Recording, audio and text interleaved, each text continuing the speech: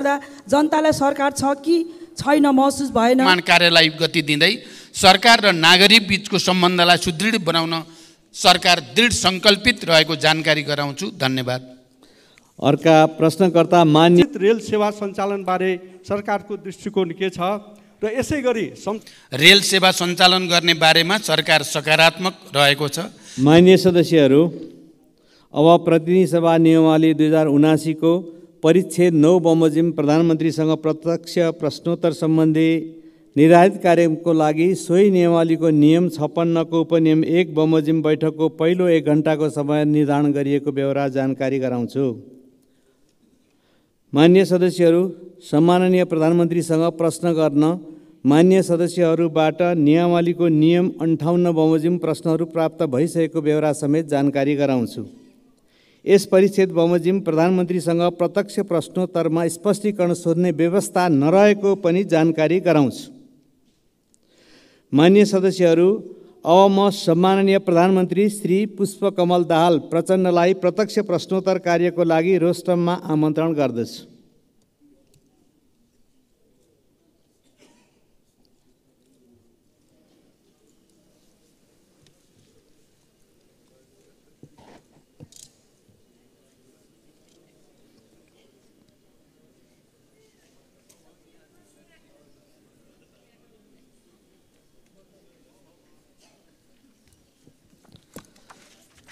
मान्य सदस्यहरू, अब प्रधानमन्त्रीसँग प्रत्यक्ष प्रश्नोत्तर कार्यक्रम प्रारम्भ हुन्छ।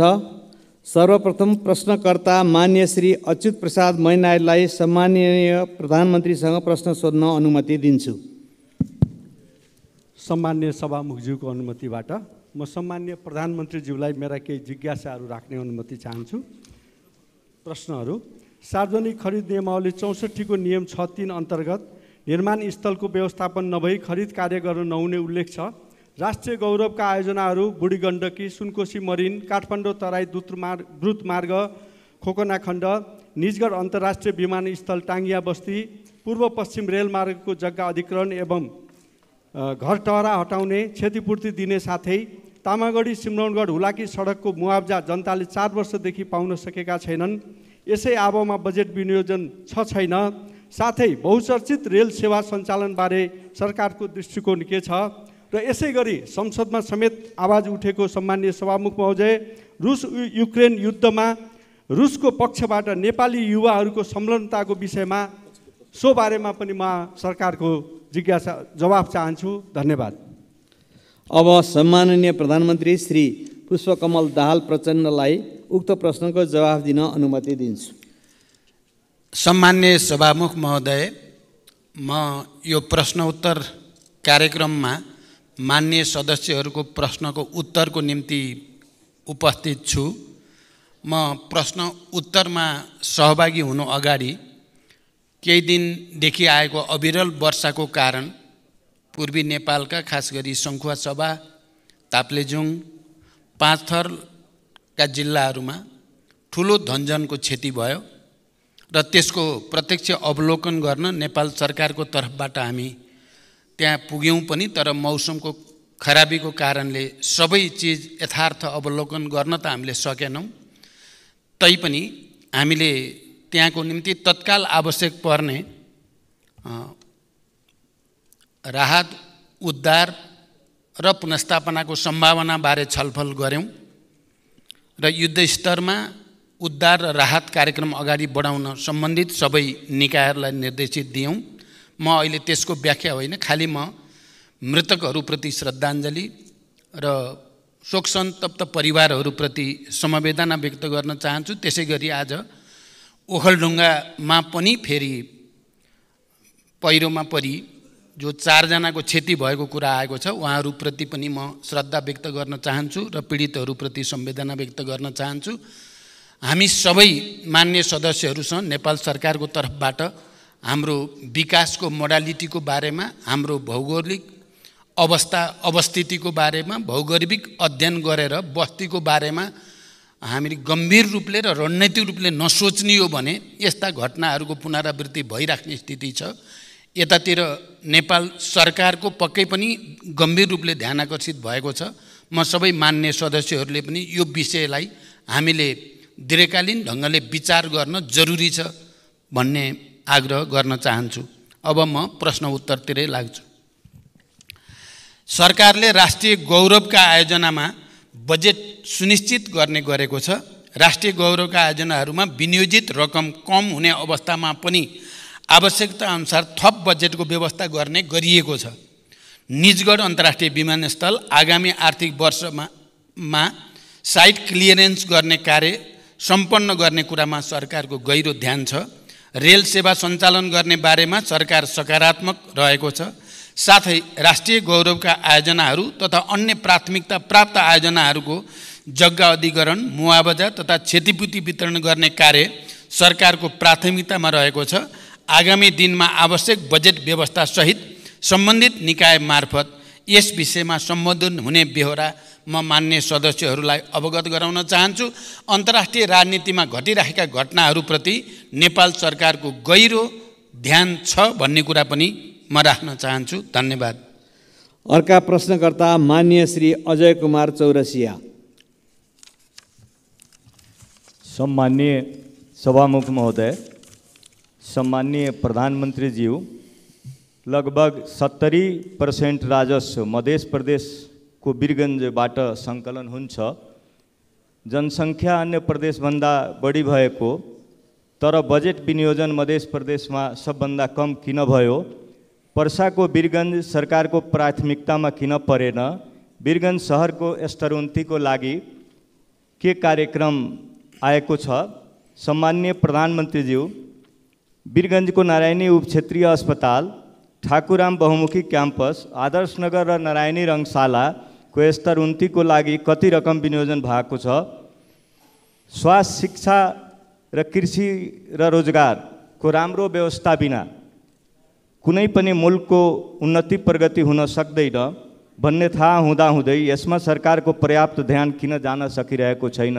सम्मान्य सभामुख मार्फत म सम्मान्य प्रधानमन्त्रीजीबाट उत्तर चाहन्छु। धन्यवाद। सम्मानीय प्रधानमन्त्रीज्यू। सम्मान्य सभामुख महोदय, मध्य प्रदेशमा कम बजेट विनियोजन भयो भन्ने कुरा साँचो होइन। सङ्घीयताको मर्म अनुरूप सङ्घबाट प्रदेश र स्थानीय तहमा हुने वित्तीय हस्तान्तरणको 15% भन्दा बढी रकम मध्य प्रदेशमा नै जाने गरेको छ। यसका अतिरिक्त सङ्घबाट सञ्चालन हुने पूर्व पश्चिम राजमार्ग, पथलैया वीरगञ्ज कोरिडोर, चन्द्रपुर गौर राजमार्ग, हुलाकी राजमार्ग, सुनकोशी मरिन डाइभर्सन, बागमती कमला चन्द्र नहर लगायतका सिँचाइ आयोजना, विभिन्न औद्योगिक पूर्वाधार तथा व्यापारिक पूर्वाधार आयोजनाहरू तराई मधेसलाई लक्षित गरी नै अगाडि बढेका छन्। तराई मधेस समृद्धि कार्यक्रम, मधेसलाई काठमाडौँसँग जोड्ने द्रुत मार्ग लगायतका ठुला परियोजनाहरू पनि मध्य प्रदेशमा नै पर्ने र तिनको समयबद्ध कार्यान्वयनका लागि यथेष्ट बजेट विनियोजन गरिएको छ। सञ्चालनमा रहेका आयोजनाहरूको कार्य प्रगति र आवश्यकताका आधारमा बजेट विनियोजन हुने भएकोले बजेटको अङ्कसँगै त्यसले पार्ने बृहत्तर प्रभावलाई समेत सकारात्मक रूपमा लिइदिन हुन म मान्य सदस्यहरूलाई विशेष आग्रह गर्न चाहन्छु। पर्साको वीरगञ्जको विकास सरकारको प्राथमिकतामा छ। नारायणी रङ्गशालामा आगामी वर्षका लागि 1,50,00,000 विनियोजन गरिएको छ। नारायणी अस्पतालको लागि रु 41,30,00,000 विनियोजन गरिएको छ। ठाकुरराम बहुमुखी क्याम्पसका लागि विश्वविद्यालय अनुदान आयोग मार्फत अनुदान जाने व्यवस्था मिलाइएको छ। सरकारले मानव जीवनसँग सम्बन्धित अत्यावश्यक विषयहरू स्वास्थ्य, शिक्षा, कृषि र रोजगारीलाई उच्च प्राथमिकतामा राखेको छ। सरकारले स्वास्थ्य पूर्वाधार निर्माण, मेसिन उपकरण खरिद र जनशक्तिका लागि आवश्यक पर्ने रकम विनियोजन गरेको छ। बजेटको आकार चालु वर्षको भन्दा सानो हुँदा पनि आगामी वर्षको बजेटमा शिक्षाको बजेट घटाइएको छैन।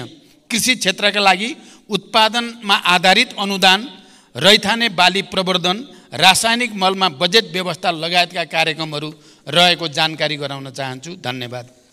अर्का प्रश्नकर्ता मान्य सदस्य श्री अञ्जनी श्रेष्ठ।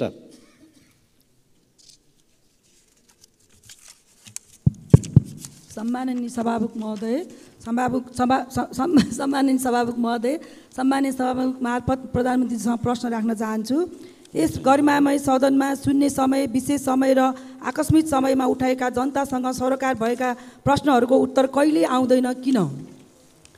यो सदनमा प्रस्तुत बजेटमा 77 जिल्लालाई सम्बोधन गर्दा जनतालाई सरकार छ कि छैन महसुस भएन। अबका दिनमा सरकार जनतासँगै रहेको महसुस कसरी दिलाउन सकिन्छ भन्ने जिज्ञासा राख्न चाहन्छु। धन्यवाद। सम्मानीय प्रधानमन्त्री। अहिले भर्खरै बोल्ने मान्य सदस्यको मैले नाम थाहा पाउनु पर्ने भयो। अञ्जनी श्रेष्ठ।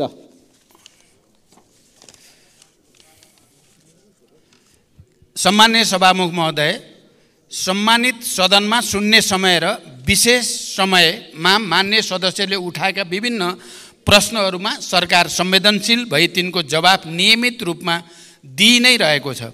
सदनमा उठाइएका प्रश्न र जिज्ञासाहरूको जवाब दिने जिम्मेवारी र उत्तरदायित्वबाट सरकार कहिल्यै पछि हटेको छैन र कहिल्यै पछि हट्ने पनि छैन। राष्ट्र र नागरिकको समग्र हित तथा समुन्नतिका लागि सरकार सदैव प्रयत्नशील रहँदै आएको छ र प्रयत्नशील रहि नै रहनेछ। जनसरकारका विविध विषयलाई उचित सम्बोधन गर्दै तथा विकास निर्माण कार्यलाई गति दिँदै सरकार र नागरिक बीचको सम्बन्धलाई सुदृढ बनाउन सरकार दृढ सङ्कल्पित रहेको जानकारी गराउँछु। धन्यवाद। अर्का प्रश्नकर्ता मान्य श्री अनिता देवी। मान्य श्री अनिता देवी।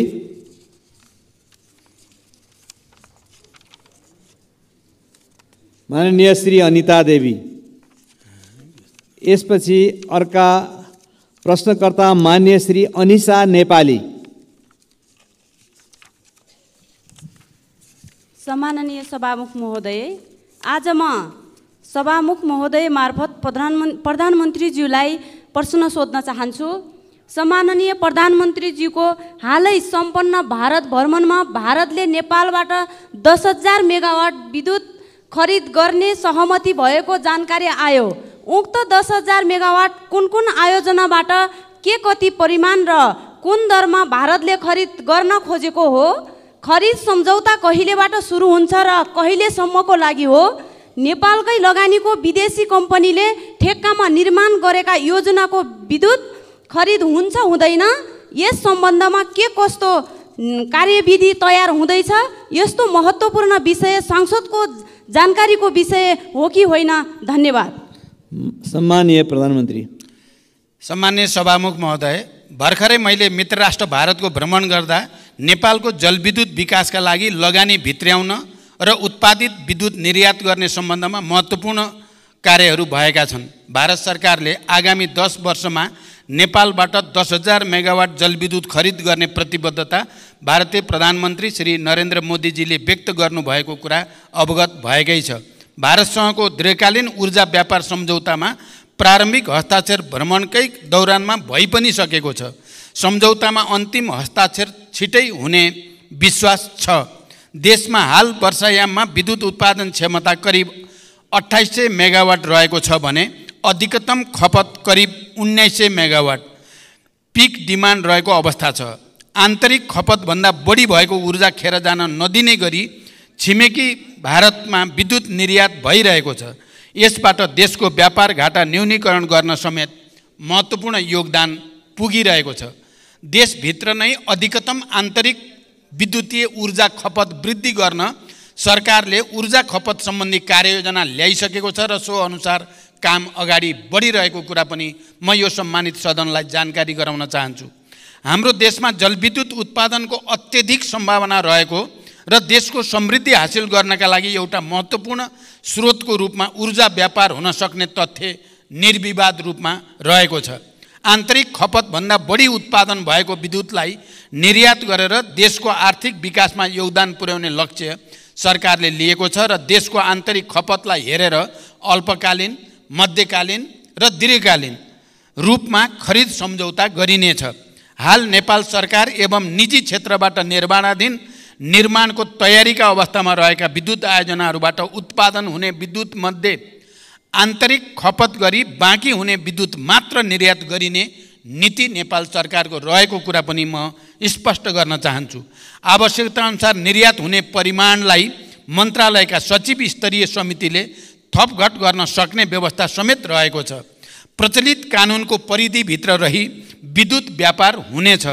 यस सम्बन्धी कार्यविधि ऊर्जा, जलस्रोत तथा सिँचाइ मन्त्रालय र नेपाल विद्युत प्राधिकरणबाट तयार पार्ने काम अगाडि बढिरहेको जानकारी गराउँछु। धन्यवाद। अर्का प्रश्नकर्ता माननीय श्री अब्दुल खान।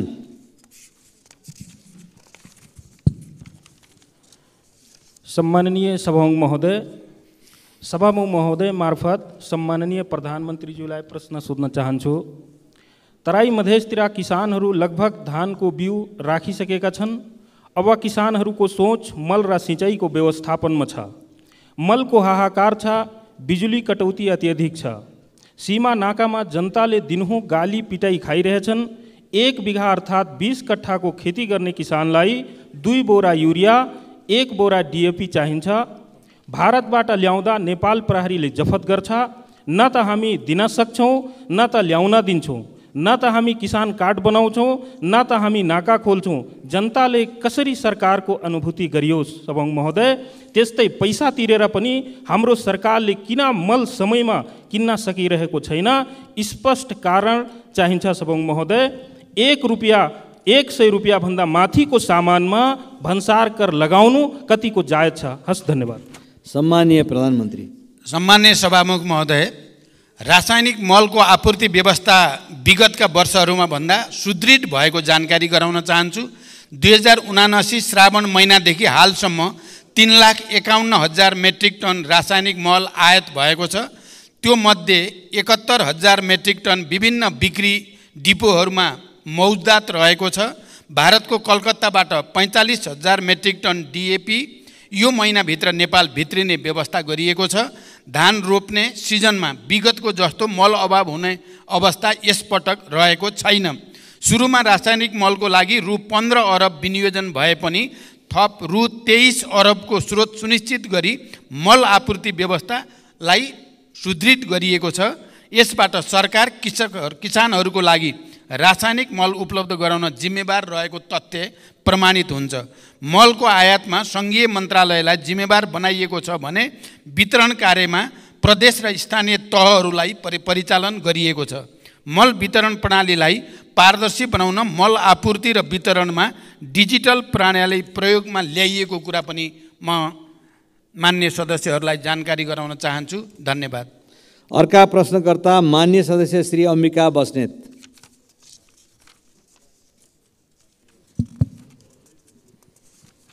सम्माननीय सभामुख महोदय मार्फत सम्माननीय प्रधानमन्त्रीज्यूसँग जिज्ञासा राख्न चाहन्छु। गोकर्णेश्वर नगरपालिका वडा नम्बर 1 शिवपुरी राष्ट्रिय निकुञ्जभित्र पर्दछ। त्यहाँ सर्वसाधारण नागरिकहरूको बसोबास पनि छ। त्यो बस्तीभन्दा बाहिर बस्ने नातागोता भाइ साथीभाइहरू आउँदाखेरि शुल्क तिरेर मात्र जानुपर्छ। त्यही क्षेत्रभित्र गोसाइँकुण्ड जाने बाटो पनि छ, हेलम्बु जाने पुरानो बाटो पनि छ। तर निकुञ्जलाई शुल्क नबुझाइ सहजै अभिलेखीकरण मात्र गरेर आवत जावत गर्न पाइँदैन।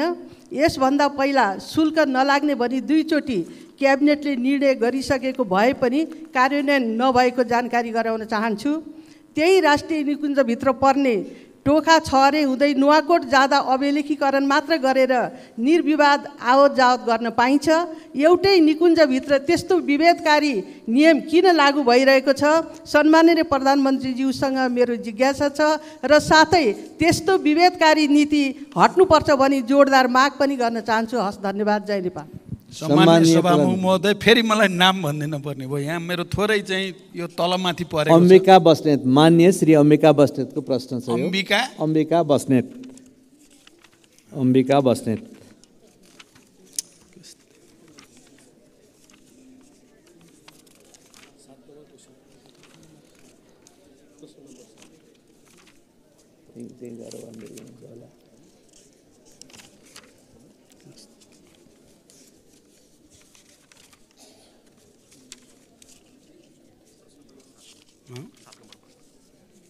नम्बरै छैन रहेछ। कस्तो गडबड खाए छैन। कसरी गडबड खायो प्रश्न साथै छैन यहाँ। मान्य सदस्य एकचोटि फेरि प्रश्न भनिदिन म अनुरोध गर्दछु। मेरो तयारीमा केही कमजोरी रहेको देखियो। सम्माननीय सभामुख महोदय मार्फत सम्माननीय प्रधानमन्त्रीज्यूसँग जिज्ञासा राख्न चाहन्छु। गोकर्णेश्वर नगरपालिका वडा नम्बर 1 शिवपुरी राष्ट्रिय निकुञ्जभित्र पर्दछ। त्यहाँ सर्वसाधारण नागरिकहरूको बसोबास पनि छ। त्यो बस्तीभन्दा बाहिर बस्ने नातागोता साथीभाइ आउँदा शुल्क तिरेर जानुपर्छ। त्यही क्षेत्रभित्र गोसाइँकुण्ड जाने बाटो पनि छ, हेलम्बु जाने पुरानो बाटो पनि छ। तर निकुञ्जलाई शुल्क नबुझाइ सहजै अभिलेखीकरण मात्र गरेर आवत जावत गर्न पाइँदैन। यसभन्दा पहिला शुल्क नलाग्ने भनी 2 चोटि क्याबिनेटले निर्णय गरिसकेको भए पनि कार्यान्वयन नभएको जानकारी गराउन चाहन्छु। त्यही राष्ट्रिय निकुञ्जभित्र पर्ने टोखा छहरे हुँदै नुवाकोट जाँदा अभिलेखीकरण मात्र गरेर निर्विवाद आवत जावत गर्न पाइन्छ। एउटै निकुञ्जभित्र त्यस्तो विभेदकारी नियम किन लागू गरिएको छ? सम्माननीय प्रधानमन्त्रीज्यूसँग मेरो जिज्ञासा छ र साथै त्यस्तो विभेदकारी नीति हट्नुपर्छ भनी जोरदार माग पनि गर्न चाहन्छु। हस्, धन्यवाद। जय नेपाल। सम्माननीय प्रधानमन्त्रीज्यू यसको जवाफ जान्छ। सम्मान्य सभामुख महोदय, गोकर्णेश्वर नगरपालिका अन्तर्गत मान्य सदस्यले जे प्रश्न उठाउनु भएको छ यो बारेमा सरकारलाई पहिले पनि त्यस पालिकाका जनप्रतिनिधिहरूले आवाज उठाइसक्नु भएको छ र यो समस्याको समाधान गर्न सरकारले पहल गरिसकेको म यहाँलाई जानकारी गराउन चाहन्छु। धन्यवाद। अर्का प्रश्नकर्ता मान्य सदस्य श्री अमरबहादुर थापा। माननीय सभामुख महोदय मार्फत सम्माननीय प्रधानमन्त्रीज्यूसँग मेरो प्रश्न छ। सरकारको नीति तथा कार्यक्रममा आगामी 80-81 को बजेटमा कर्णाली सुदूरपश्चिम र मध्य प्रदेशलाई विशेष व्यवस्था गर्ने भन्नुभएको थियो र पुस्तिकामा हेर्दा कुनैमा देखिएन त्यो विशेष बजेट कहाँ छ, यसको प्रश्न चाहियो। र कर्णाली प्रदेश र मध्य प्रदेशका जनता गरिबीको रेखामुनि रहेका छन्। ती गरिबीको रेखामुनि रहेका जनताको जीवनस्तर कहिलेसम्म माथि उठ्छ, यसको जवाब चाहियो। र यो देशलाई उत्पादनतिर र यो देशको ढुकुटी बलियो बनाउने यो सरकारको के योजना छ र त्यो संसदलाई जानकारी चाहियो। धन्यवाद। सम्माननीय प्रधानमन्त्रीज्यू। सभामुख महोदय, मान्य सदस्यहरूले मध्य प्रदेशमा बजेट विनियोजनका सम्बन्धमा उठाउनु भएको प्रश्नका सम्बन्धमा मैले भर्खरै यस सम्मानित सदनलाई जानकारी गराइसकेको छु। मान्य सदस्यले कर्णाली प्रदेशमा बजेट विनियोजनका सम्बन्धमा पनि प्रश्न गर्नुभएको सन्दर्भमा कर्णाली प्रदेशका लागि लक्षित गरी कर्णाली समृद्धि कार्यक्रम सञ्चालित छ। हिमाली तथा उच्च पहाडी जीविकोपार्जन कार्यक्रम समेत कर्णाली प्रदेशको माथिल्लो भूभागमा सञ्चालन भइ नै रहेको छ। आगामी वर्षमा कर्णाली प्रदेशमा सिँचाइ तथा नदी नियन्त्रणका लागि छुट्टै बजेटको व्यवस्था गरिएको छ। कर्णाली कोरिडोर सडक राष्ट्रिय गौरवको आयोजनाका रूपमा सञ्चालित छ। राप्ती राजमार्ग, भेरी कोरिडोर, मध्य पहाडी लोकमार्गको कर्णाली खण्ड र मदन भण्डारी राजमार्गको कर्णाली खण्डका लागि सरकारले प्राथमिकताका साथ बजेट विनियोजन गरेको छ। शिक्षा स्वास्थ्यतर्फको बजेटमा समेत सरकारले कर्णालीलाई उच्च प्राथमिकता दिएर राखेको छ। र मान्य सदस्यले जो विकासको समग्र मोडेलको बारेमा कुरा गर्नुभएको छ, मैले पहिले नै यस सम्मानित सदनमा राखेको छु। हामीले नेपालको समग्र विकास मोडेलको बारेमा समीक्षा गर्नुपर्ने आवश्यकता छ र त्यो समीक्षालाई अगाडि बढाउने कुरामा नेपाल सरकार गम्भीर रहेको ध्यानाकर्षण म गराउन चाहन्छु। धन्यवाद। अर्का प्रश्नकर्ता मान्य सदस्य श्री अमरबहादुर रायमाझी।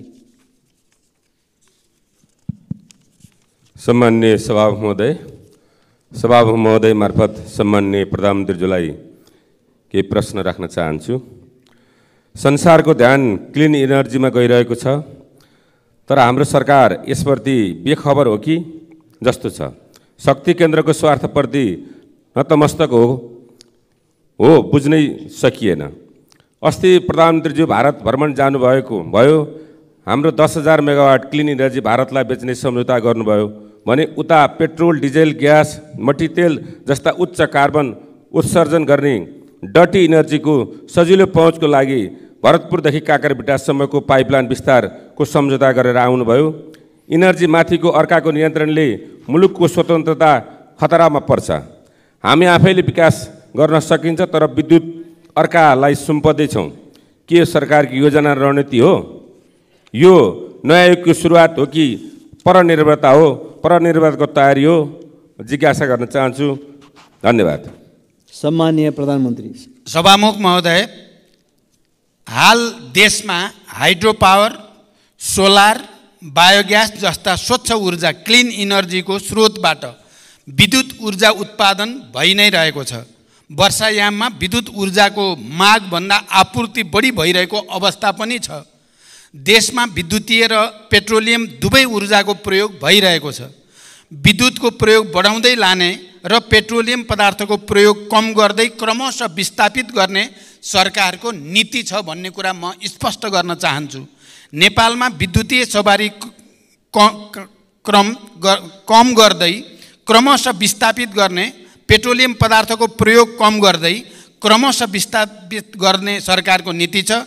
नेपालमा विद्युतीय सवारी साधनको प्रयोग भर्खर मात्र सुरुवात भएको हो। अधिकांश सार्वजनिक तथा निजी सवारी साधन पेट्रोलियम पदार्थमा आधारित रहेको यथार्थ हामी सबैलाई जानकारी नै छ। सबै सवारी साधनलाई एकैपटक र अहिले नै विद्युतीय सवारी साधनमा रूपान्तरण गर्न प्राविधिक रूपमा पनि सम्भव छैन भन्ने कुरा बुझ्न हामी कसैलाई पनि अप्ठ्यारो पर्दैन। पर्दैन। त्यसैले विद्युतीय ऊर्जाले पेट्रोलियम ऊर्जालाई विस्थापन नगर्दासम्म पेट्रोलियम पदार्थको सहज आपूर्ति गर्नुका साथै देशको आर्थिक विकासका लागि ऊर्जा आपूर्तिको दिगो सुरक्षालाई मध्यनजर गरी पेट्रोलियम पाइपलाइन विस्तार सम्बन्धी कार्य अगाडि बढाइएको हो। यसका साथै आपतकालीन अवस्थामा समेत इन्धन आपूर्तिको वैकल्पिक स्रोतको व्यवस्थापन गर्नुपर्ने भएकोले पनि पेट्रोलियम पदार्थको उपभोगलाई तत्कालमा शून्यमा झार्न सक्ने अवस्था छँदै छैन। यसलाई सहज र किफायती बनाउन पनि पेट्रोलियम पाइपलाइन निर्माण कार्य विस्तार गर्न खोजिएको हो। यसबाट इन्धन आपूर्ति सुनिश्चितता हुने, उपभोक्ता मूल्यमा कमी आउने तथा व्यापार घाटा न्यूनीकरण गर्न सहयोग पुग्ने विश्वास सरकारले लिएको छ। धन्यवाद। अर्का प्रश्नकर्ता माननीय डाक्टर अमरेश कुमार सिंह। सम्मानीय सभामुख महोदय, हाम्रो संविधानको प्रेम्बलमा लेखा छ, प्रेम्बल कुनै पनि संविधानको मुटु हुन्छ। त्यसमा लेखा छ कि सामन्ती निरङ्कुश केन्द्रीकृत एकात्मक राज्य व्यवस्थाले सृजना गरेको सबै प्रकारको विभेद र उत्पीडन अन्त्य गर्दै बहुजातीय, बहुभाषिक, बहुधार्मिक, बहुसांस्कृतिक तथा भौगोलिक विविधतायुक्त विशेषतालाई आत्मसात गरी विविधता बीच एकता, सामाजिक सांस्कृतिक एकबद्धता, सहिष्णुता र सद्भावलाई संरक्षण प्रवर्धन गर्ने, वर्गीय, जातीय, क्षेत्रीय, भाषिक, धार्मिक, लैंगिक विभेद र सबै प्रकारको जातीय छुवाछुतको अन्त्य गरी आर्थिक समानता, समृद्धि र सामाजिक न्याय सुनिश्चित गर्ने समानुपातिक, समावेशी र सहभागितामूलक सिद्धान्तको आधारमा समतामूलक समाजको निर्माण गर्ने सङ्कल्प गर्दै, ठिक यसको प्रेम्बलको भावना विपरीत 62-63देखि नै मधेसका 20 जिल्ला बजेट विनियोजन कम भएको देखिन्छ। साथै यसको प्रभाव सीधा मधेसको जिल्लाको सदरमुकाममाथि परेको छ। चाहे त्यो झापाको भरतपुर होस्, चाहे सुनसरीको इनरवा होस्, चाहे सप्तरीको राजविराज होस्, चाहे सिराको मारर होस्, चाहे सर्लाहीको मलङ्बा होस्, चाहे रौतहटको गौर होस्, यो सबै सदरमुकाममा देखिन्छ कि त्यहाँ बजेट विनियोजन नभएको कारणले त्यो सबैको उठीबास भइरहेछ। नयाँ नयाँ सहर हाइवेतिर बस्दै गइरहेछ। साथै यसको कारण के हो? दोस्रो कुरा, 72को संविधानमा समावेशीको ग्यारेन्टी गरिन्छ, तर यता राज्यको सम्पूर्ण संरचना, सुरक्षा निकाय, प्रशासनिक निकाय, न्यायपालिका, कूटनीतिक क्षेत्र असमावेशी हुँदै गइरहेको छ। खास गरी प्रधानमन्त्री बनिसकेपछि कति सरकारले नियुक्ति गरिरहेछ, त्यो नियुक्तिमा कति दलित, जनजाति, मधेसीको प्रतिनिधित्व छ। त्यतिकै नै राज्यको संरचनाको शक्तिको बाँडफाँडमा पनि के लेखा छ कि संघ, प्रदेश र स्थानीय तल नेपालको स्वतन्त्रता, सार्वभौमिकता, भौगोलिक अखण्डता, स्वाधीनता, राष्ट्रिय सर्वाङ्गीण विकास, बहुदलीय प्रतिस्पर्धात्मक, लोकतान्त्रिक, गणतन्त्रात्मक, संघीय शासन प्रणाली, मानव अधिकार तथा मौलिक हक, कानुनी राज्य शक्ति, पृथकीकरण, नियन्त्रण तथा सन्तुलन, बहुलता र समानतामा आधारित समतामूलक समाज, समावेशी प्रतिनिधित्व र पहिचानको संरक्षण गर्नेछ। यो दिशामा अनि झन् उल्टो गइरहेको हामीलाई आभास भइरहेछ। यसमा प्रधानमन्त्रीको जवाब चाहिन्छ। धन्यवाद। सम्माननीय प्रधानमन्त्री।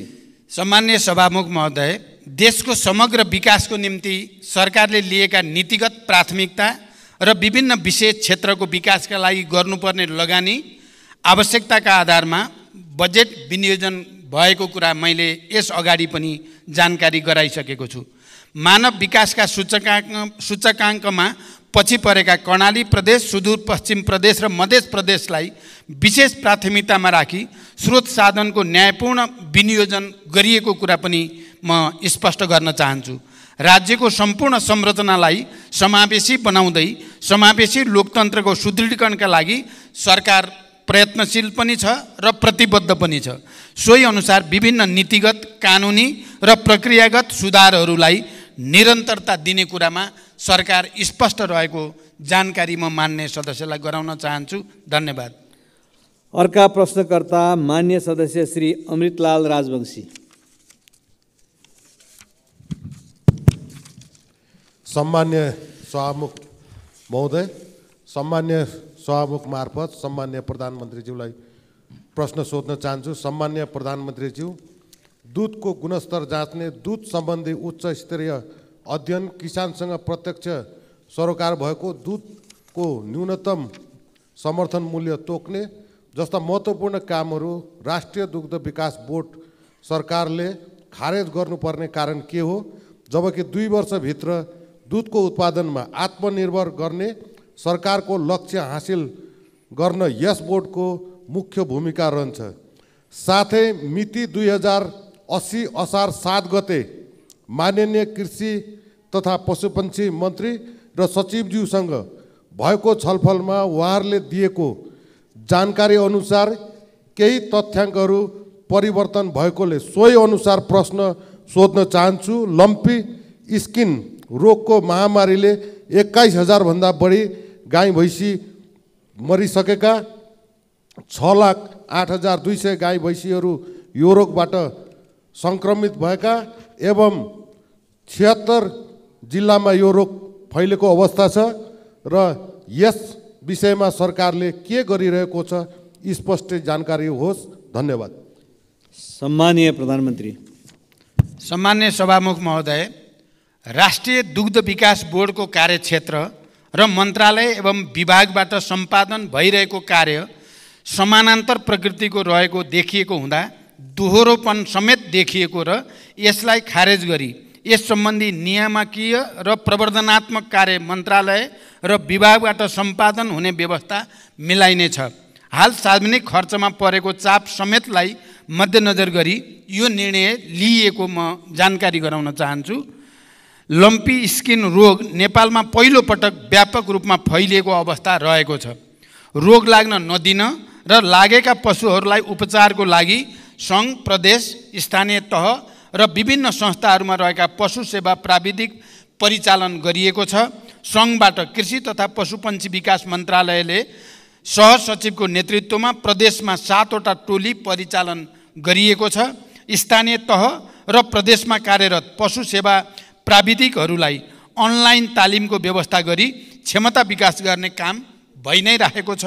यो रोग नियन्त्रण र उपचारका लागि सङ्घीय स्तरबाट चाँडै बजेटको व्यवस्था गरी स्थानीय तहमा पठाउने प्रक्रिया अगाडि बढेको पनि म जानकारी गराउन चाहन्छु। आगामी दिनहरूमा यस्ता सङ्क्रामक रोग फैलिन नदिन क्वारेन्टाइन व्यवस्थापन, जनशक्ति व्यवस्थापन र औषधि उपचारलाई थप सुदृढ गरिनेछ। धन्यवाद। अर्का प्रश्नकर्ता मान्य सदस्य श्री अमृता देवी अग्रहरी।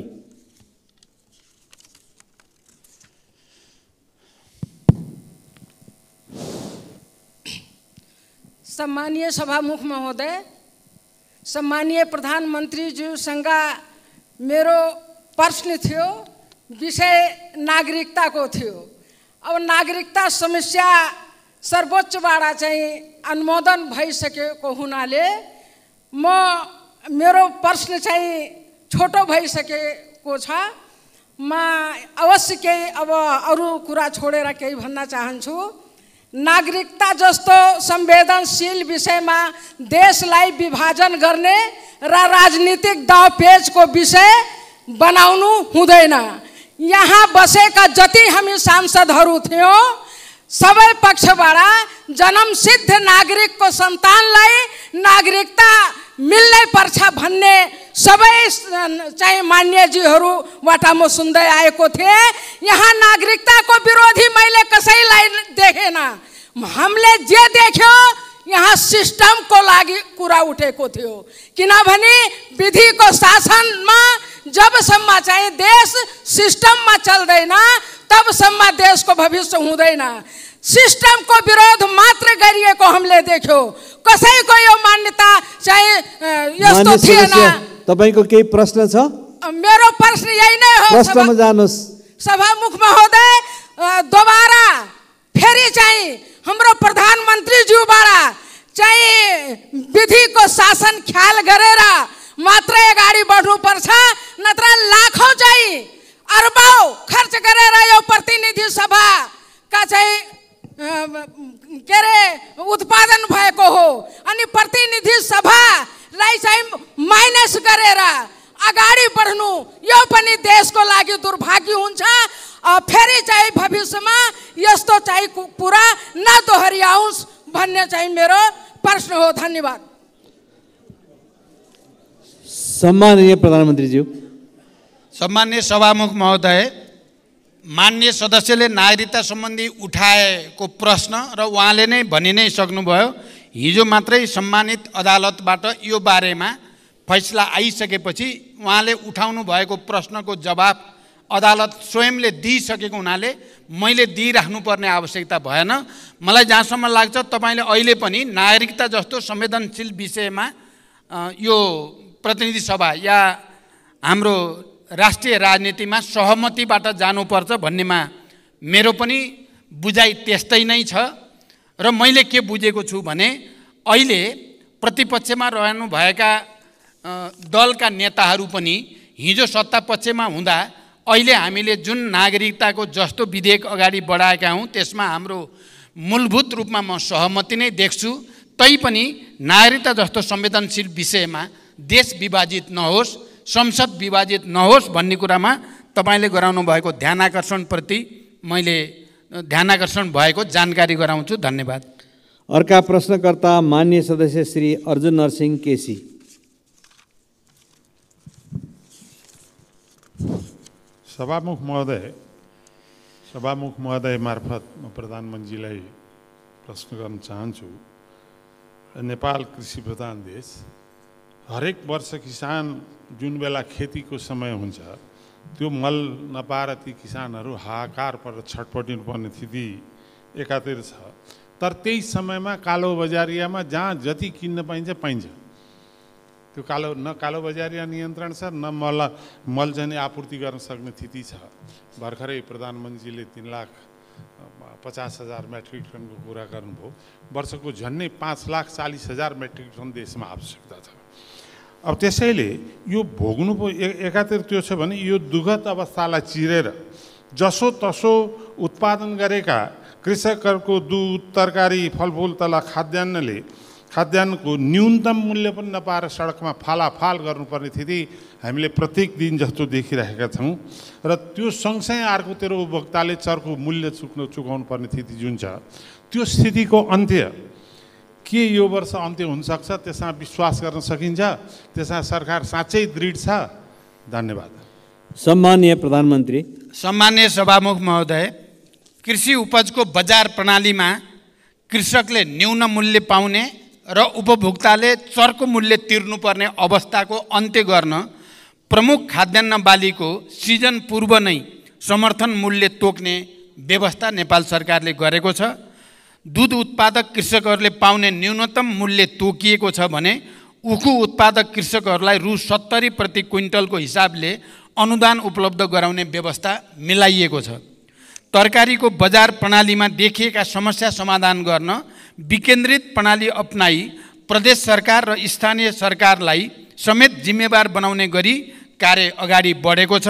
आधुनिक कृषि बजार पूर्वाधारहरूको विकास तथा व्यवसायीहरूसँगको सहकार्यमा खरिद सुनिश्चितता गर्ने गरी कार्यक्रम सञ्चालित छन्। बजारको माग अनुसार नाशवान कृषि उपजको उत्पादन गर्न बजार सूचना प्रणाली स्थापना गरी कृषकहरूलाई सुसूचित गर्ने कार्यक्रम बनाइएको छ। बढी उत्पादन भएको कृषि उत्पादन कोल्ड स्टोरमा राख्न सक्ने गरी पूर्वाधार विकासको कार्य अगाडि बढिरहेको छ। सरकारले केही कृषि उपजको न्यूनतम समर्थन मूल्य तोकिसकेको छ भने मान्य सदस्यहरूको सुझाव अनुसार सम्भव भएसम्म अन्य उपजको पनि न्यूनतम समर्थन मूल्य तोक्दै जाने सरकारको नीति रहेको जानकारी गराउन चाहन्छु। धन्यवाद। अर्का प्रश्नकर्ता मान्य सदस्य श्री अशोक कुमार चौधरी। सम्मान्य प्रधानमन्त्रीज्यू, मेरो नाम नोट गर्नुहोला। मेरो नाम अशोक कुमार चौधरी, फेरि भुल्नुहोला। सम्मान्य सभामुख महोदय, म सभामुख मार्फत प्रधानमन्त्रीज्यूलाई केही प्रश्न गर्न चाहन्छु। सम्मान्य प्रधानमन्त्रीज्यूले स्वयं 2080 जेठ 22 को सम्मानित सदनको बैठकमा सीमा सुरक्षा समस्या हल गर्दै लाने बताउनुभयो। तर भारततर्फ 4262 स्थानमा सीमा स्तम्भ मर्मत गर्नुपर्ने, 1533 सीमा स्तम्भ हराएको र चीनसँग 2वटा सीमा स्तम्भ निर्माण गर्नुपर्ने महालेखाको प्रतिवेदन 2079 छ। सभामुख महोदय, राष्ट्रिय अखण्डता, स्वाधीनता, राष्ट्रियतासँग जोडिएको सीमा रक्षा, निर्माण र मर्मतका लागि यो सरकारबाट आवश्यक बजेटको विनियोजन नहुनु सरकारको लाचारी र लम्पसारवादको प्रकाष्ठ हो। के सरकार स्वयं राष्ट्रियता कमजोर बनाउन लागेको हो? होइन भने राष्ट्रिय हितको रक्षा गर्न सरकारलाई के कुराले रोकेको छ? म सामान्य सभामुख मार्फत सामान्य प्रधानमन्त्रीज्यूलाई यसको उत्तर चाहन्छु। धन्यवाद। सम्माननीय प्रधानमन्त्री। सम्मान्य सभामुख महोदय, नेपालको सार्वभौम सत्ता, राष्ट्रिय स्वतन्त्रता, भौगोलिक अखण्डता, सिमानाको सुरक्षा, राष्ट्रिय एकता लगायत राष्ट्रिय हितको रक्षाको लागि सरकार संवेदनशील र निरन्तर प्रयत्नशील रहेको जानकारी म गराउन चाहन्छु। यसै सन्दर्भमा अन्तर्राष्ट्रिय सीमा सुरक्षालाई थप सबल, सुदृढ र प्रभावकारी बनाउन सीमा स्तम्भहरूको नियमित मर्मत सम्भार गर्दै जाने र बोर्डर आउटपोस्टहरूको सुदृढीकरण र थप स्थानमा आउटपोस्ट निर्माण गर्दै लैजाने विषय सरकारको उच्च प्राथमिकतामा रहेको छ र सोही बमोजिम स्रोत साधन र जनशक्तिको व्यवस्था पनि गरिएको छ। हालसम्म स्थापना भएका 250 बोर्डर आउटपोस्टहरूमध्ये 128 वटाको भौतिक संरचना निर्माण भएको र चालु आर्थिक वर्ष 79-80 सम्ममा थप 10 बोर्डर आउटपोस्टहरू निर्माण